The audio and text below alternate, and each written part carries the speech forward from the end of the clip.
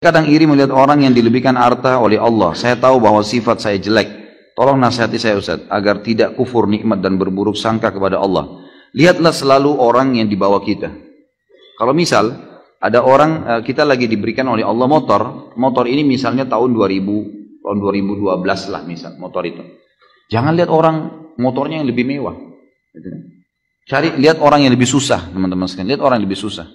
Saya kemarin di Makassar, subhanallah, masuk ke satu tempat orang cacat. Tidak tahu kenapa kami tiba-tiba pas lagi mau ceramah, mampir di tempat itu untuk sholat asar. Habis asar janjian untuk ceramah. Pas masuk di sana, sholat duhur baru kemudian saya ceramah habis duhur. Pas masuk di situ ternyata itu lembaga pemerintah resmi untuk mengurus orang-orang cacat. Kami masuk di masjidnya, dari imamnya sampai makmumnya semuanya cacat. Subhanallah. Kayak Allah lagi peringatkan gitu. Kita turun, panitianya datang dengan mobil mewah, dijemput mobil mewah, lalu turun, subhanallah, sholat di situ. Begitu masuk di saf, saya sudah mulai lihat kiri kanan, subhanallah, imamnya cacat. Tubuhnya pendek, kemudian dia ada masalah di fisiknya. Orang di sebelah semua sholat ini orang cacat. Ada yang satu datang, subhanallah, masuk masjid sampai menggiling-gulingkan badannya untuk sholat gitu kan. Saya balik kiri kanan lalu saya mengatakan, subhanallah. Coba lihat ikhwani, bagaimana Allah sampaikan kita di masjid ini untuk memberikan peringatan kepada kita. Lihat, ada orang yang susah, tapi mereka tetap semangat, hidup, mereka bekerja. Lihat nih, kalau kita mau lihat selalu orang-orang yang lebih hebat fisiknya daripada kita, lebih gagah, lebih cantik, lebih kaya, kita tidak akan pernah bersyukur. Lihat orang-orang yang begitu. Coba antum lewat, alhamdulillah di Indonesia cukup banyak. Kita bisa lihat orang yang tiap hari pungut gelas-gelas air mineral, bajunya kotor gitu kan. Ada banyak, tangannya kotor, hidupnya susah. Sampai ada yang jalan setengah mati gitu. Saya hampir setiap hari, tidak pernah tidak teman-teman sekalian. Setiap saya keluar dari rumah saya di Condet, menuju ke Kemang, menuju kemana-mana kalau lagi pengajian, pasti saya dapat. Tidak pernah kurang dari 3-4 orang miskin itu sudah pasti. Pasti orang susah. Kemudian saya sempat mampir, lihat mereka, tanya kabarnya bagaimana.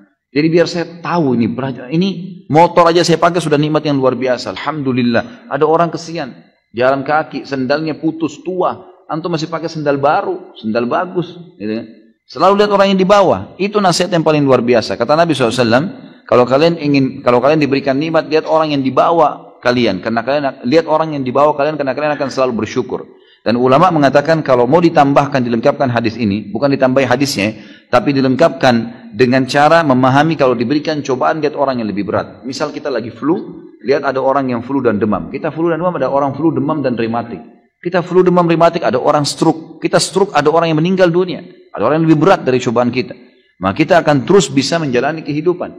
Sudah sunnatullah. Subhanallah. Orang susah lebih banyak daripada orang mampu. Orang kaya tuh. Lebih banyak orang susah daripada orang kaya. Saya kemarin subhanallah mau ke Balikpapan. Baru kemarin. Dari Sudirman saya naik motor ke pengajian. Kemudian saya minta tolong salah seorang ikhwan untuk jemput motor saya. Lalu saya naik taksi.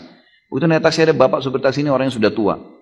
Mungkin ya kalau saya lihat umurnya sudah mendekati 70 tahun. Rambutnya putih semua, duduk ngobrol sama saya. Dari bahasanya beliau, saya tangkapnya kayaknya memang orangnya, dia bilang sudah takdir saya nih, Pak, saya selalu jadi supir dari dulu gitu. Dia tidak menyelesaikan sekolah gitu. Tapi alhamdulillah saya hidup. Alhamdulillah Pak. Saya dengar ceritanya teman-teman sekalian, kalau saya dari awal sampai ke bandara dengar ceritanya, subhanallah uang 1.000 rupiah itu bernilai sekali buat dia, gitu kan. Luar biasa itu.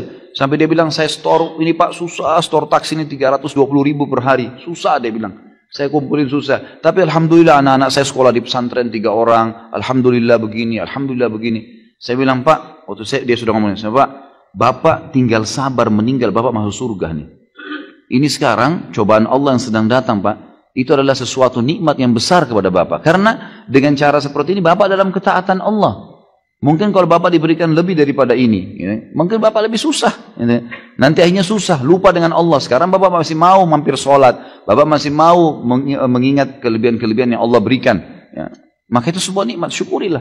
Saya melihat subhanallah, Allah kayak perlihatkan lagi saya. Nih lihat nih, ingat Khalid, ini ada orang yang lebih susah. Saya bersyukur terus sepanjang jalan. Alhamdulillah Allah masih kasih saya bisa jalan, bisa normal. Saya masih bisa punya pendapatan, masih bisa biaya keluarga, istri, anak saya. Alhamdulillah, dan berusaha dari rezeki halal.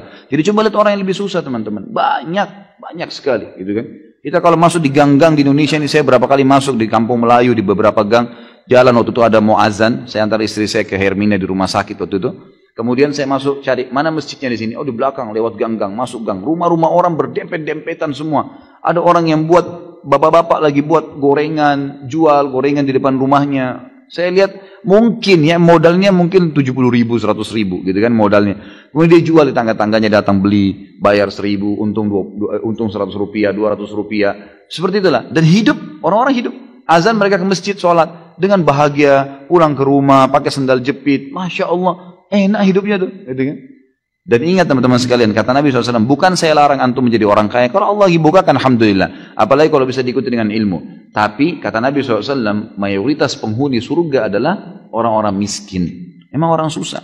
Jadi kalau antum lagi dicoba dengan Allah Subhanahu Wa Taala, maka nikmatin cobaan itu, karena itu sebenarnya sesuatu yang terbaik buat kita.